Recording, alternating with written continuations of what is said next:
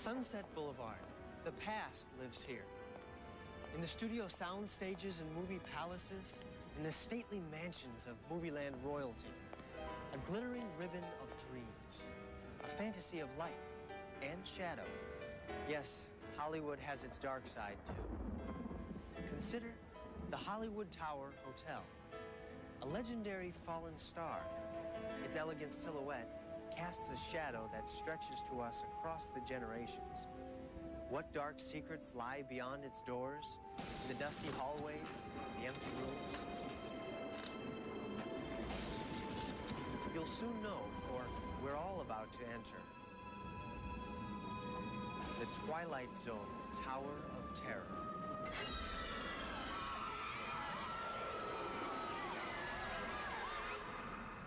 Hi, I'm Kirk Cameron, and this isn't Hollywood. It's the Disney-MGM Studios at Walt Disney World in Florida. I'm here to check out Disney's newest, fastest, strangest thrill ride, the Twilight Zone Tower of Terror. The Twilight Zone. Na, na, na, na, na, na, na. I just love that show, and the Disney people have just opened a brand new attraction. It's a white-knuckle screamer that throws the doors of the fifth dimension wide open, and it drops you, like a rock, from the 13th floor straight into your worst nightmare. The whole thing is set up like an episode of The Twilight Zone, only this time, you're the star. I absolutely love it, and I'm going to show you how they did it.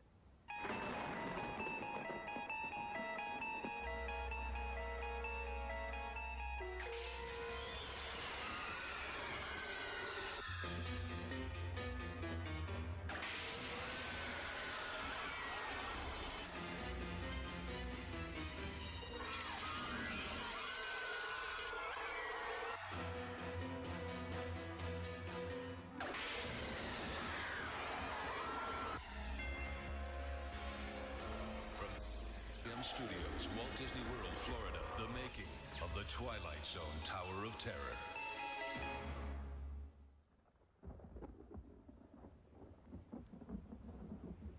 Wow, look at this. This is amazing. We are in the lobby of the legendary Hollywood Tower Hotel. No one has set foot in this place since one bizarre night more than 50 years ago, when something unexplainable happened. It was way back in 1939, back when Hollywood was really something to sing hooray about. It was the golden age when Tinseltown worked hard and partied even harder. It was the year of some of Filmland's greatest classics, like Wuthering Heights, Gone with the Wind, and The Wizard of Oz. The film community lived the good life.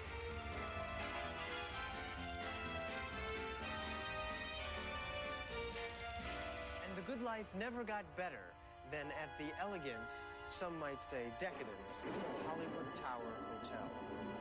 That is until one dark, rainy Halloween night.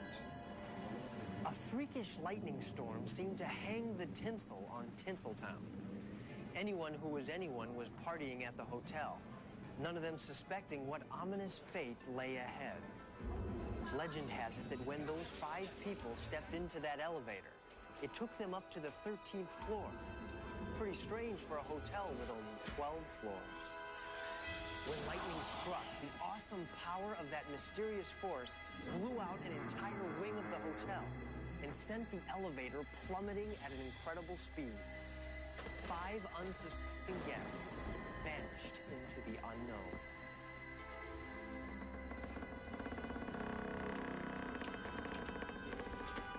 Somewhere along the way, those 5 unfortunate souls left the elevator and entered the Twilight Zone.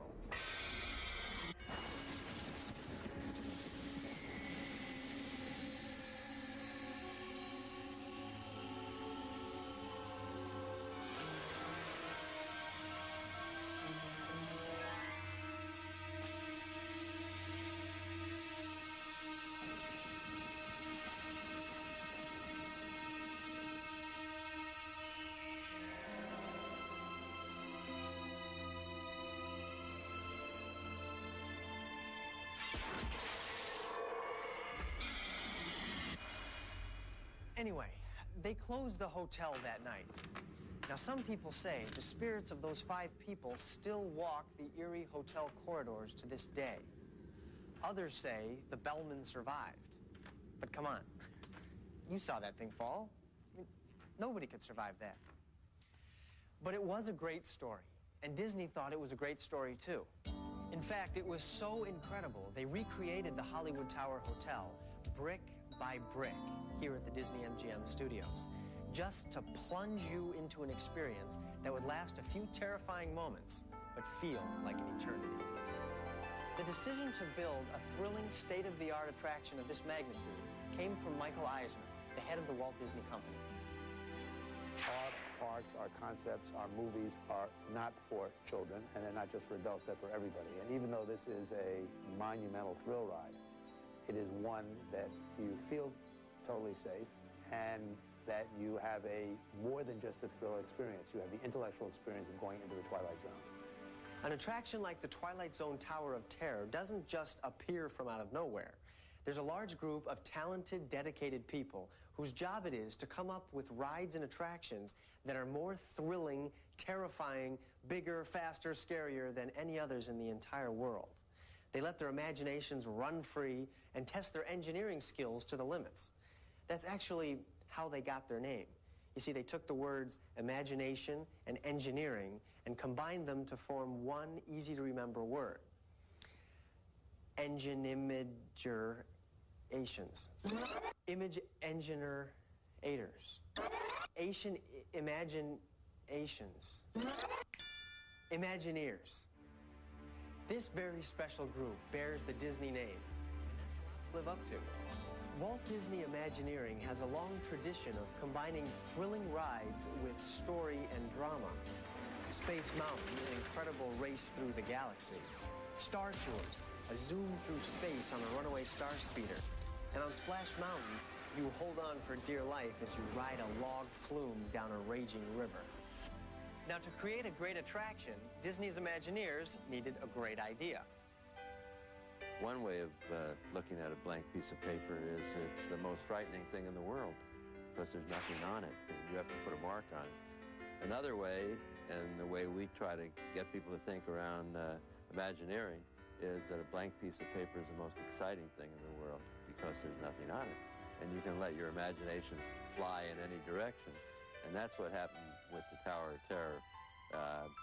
Once we really honed in on how we were going to do this attraction, and then came up with the idea of linking it to Rod Serling's great stories, The Twilight Zone.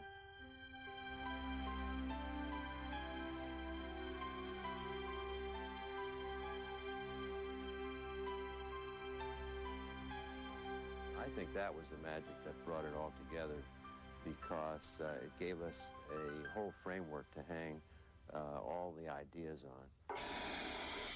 Once they had the concept, it was time to add a compelling story.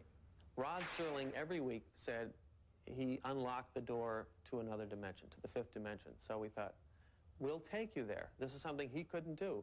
He showed stories about this place. But we thought, if we could actually put you in the Twilight Zone, this would be something unique. Invariably, the stories dealt with ordinary people in ordinary situations that have an extraordinary thing happen to them. So this idea of walking into a hotel and confronting an elevator that takes you to another dimension, that's the twist that provides us a doorway into the Twilight Zone. We also know that most of the people visiting the Disney-MGM Studios are staying in the hotels and facing elevators and having this experience every day. So we wanted to twist that little common experience of theirs, a device known to be used on the Twilight Zone, and make that the basis, the starting point of this supernatural story. So it just fits in so nicely with the themes that Rod Serling dealt with consistently. Now, after you've got your story, you want to bring it to life, give it some soul and energy, and see what you're getting into. Now, that's where the storyboard artists come in. They are the middlemen between legend and execution. My job here at Imagineering is a show designer. And what we do mostly are drawings, paintings, storyboards, models. whatever it takes to get the concept and communicate it across. The creative team in the beginning of Tower of Terror had dozens of brainstorming sessions. During those sessions, when we're talking and having discussions, I'm sitting with a sketch pad making roughies, trying to bounce these ideas back off visually to the people at the table and to put it in a form that is a shorthand, a visual shorthand that we can reference later.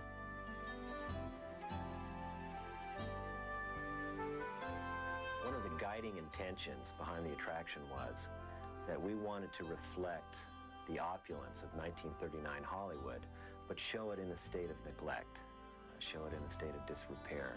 If you came into a once elegant room, you should now be able to smell the dust and mustiness of it. There should be signs of wear and tear, of patina that had grown with age on something that was once very, very shiny, very glorious.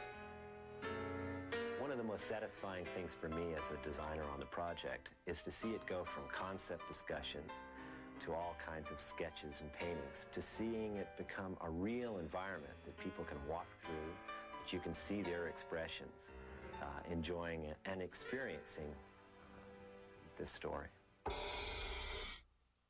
The Twilight Zone Tower of Terror isn't only Walt Disney World's newest and tallest landmark, it's an absolute work of art and the ultimate multimedia thrill attraction. It's almost 200 feet tall, and they used over 3 million pounds of steel, over 145,000 cubic feet of concrete, and 27,000 roof tiles to build it. 10, 9, start. 6, 5, 4, 3, 2, 1, 0. All engines must load off. We have liftoff. 32 minutes past the hour.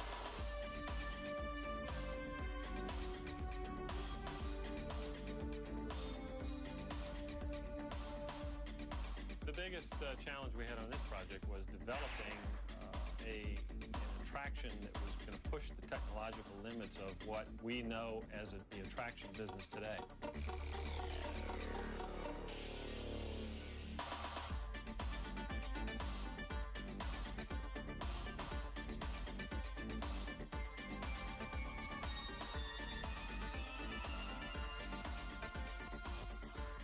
One of the most interesting challenges of building an attraction for Disney is that we try so hard to make everything look like it's not. We build a brand new facility, and then we come in right behind it, and we try to make it look 65 years old.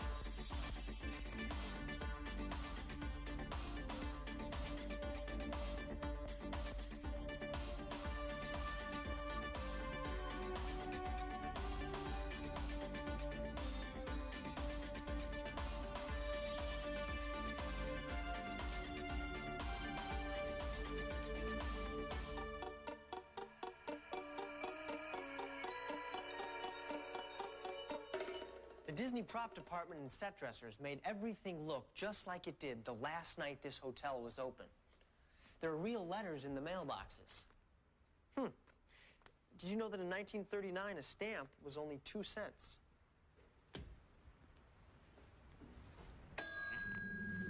Hey, it really rings. You rang, sir. I was just playing with the bell. Sorry.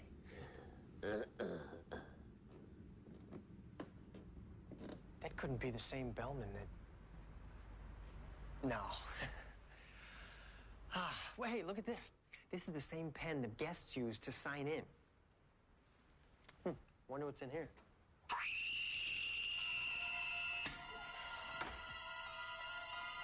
This place is really starting to spook me. Part of the challenge of working on the interior of the Tower of Terror was not only creating a time period, but capturing it a short while after it had been built and frozen in a moment in time as everyone vanished. So throughout the lobby, we have little stories that can be seen and are told through a matter of props and set dressings of what people were doing at that moment. In researching the time period, we had to really uncover what was popular at the time and what people likely would have been doing in that hotel when it finally shut down. Right here. See how it's set up? What we're trying to capture in this scene is a mahjong game in progress, which was very popular at the time.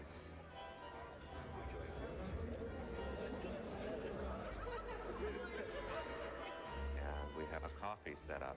We have a set of flowers that was delivered with it that has long been dead. All of the lighting fixtures in the Tower of Terror that were provided for us by Character Lighting were acquired from a building of similar size, age, and style as our hotel here. The 1920s pattern on the tapestry was our guide for the rest of the colors in the room.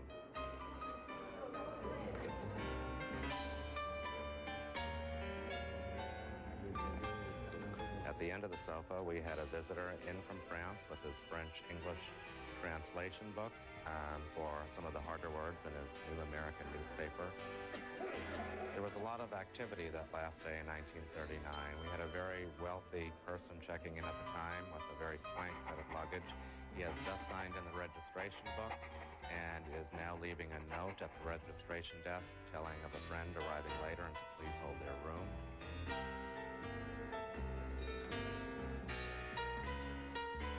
Another guest had just checked in and has obviously come in from a much colder climate.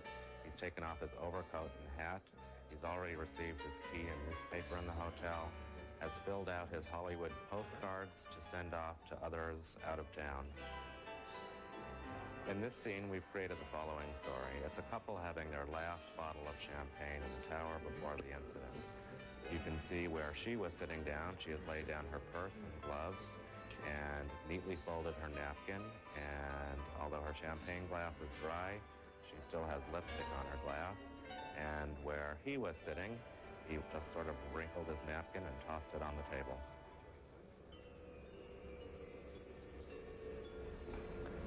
Picture, if you will, a group of ordinary high school kids. They're out for a night of fun at the Disney-MGM Studios. Little do they know, they're about to be thrust into the darkest corners of their imaginations, to become players in their very own episode of The Twilight Zone.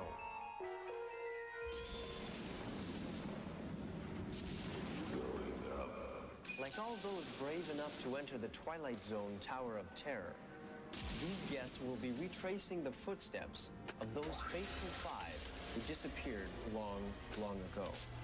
But beware.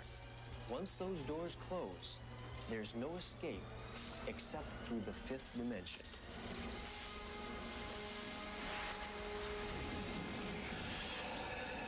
That took the smirks off their faces, and it's only the beginning. It's a long way down, but they'll be all right. That thing was just inspected in 1939.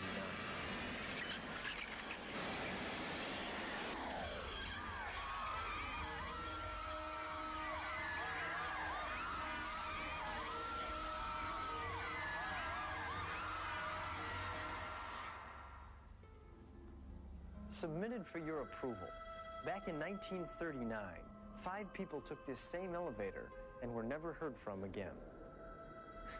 But of course, that's just a silly legend. I can't wait to talk to these guys and ask them what they thought. Going up. I don't think so.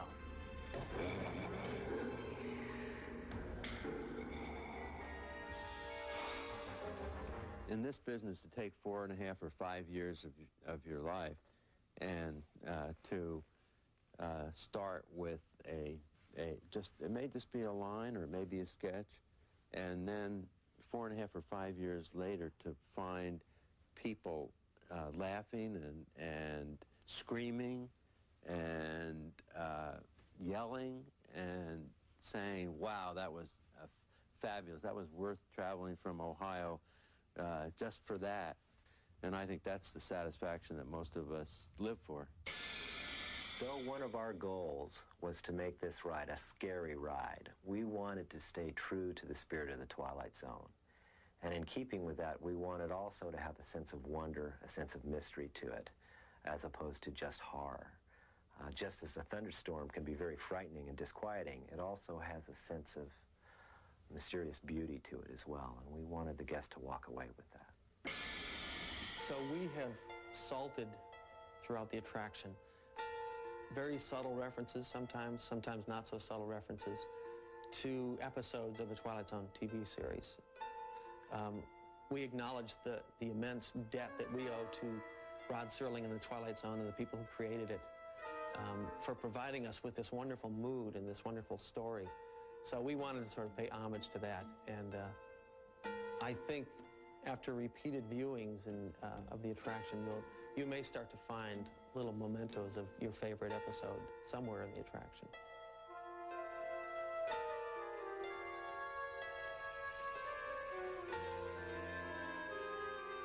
So keep your eyes open.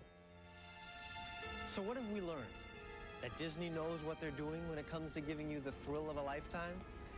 Well, yes, but we've always known that. What we didn't know is that when you get into an elevator, the floor you choose is not necessarily the floor you end up on. And the next time you need a hotel reservation, if you want an experience that you'll never forget, make sure the hotel you choose is the 4-star rated Twilight Zone Tower of Terror.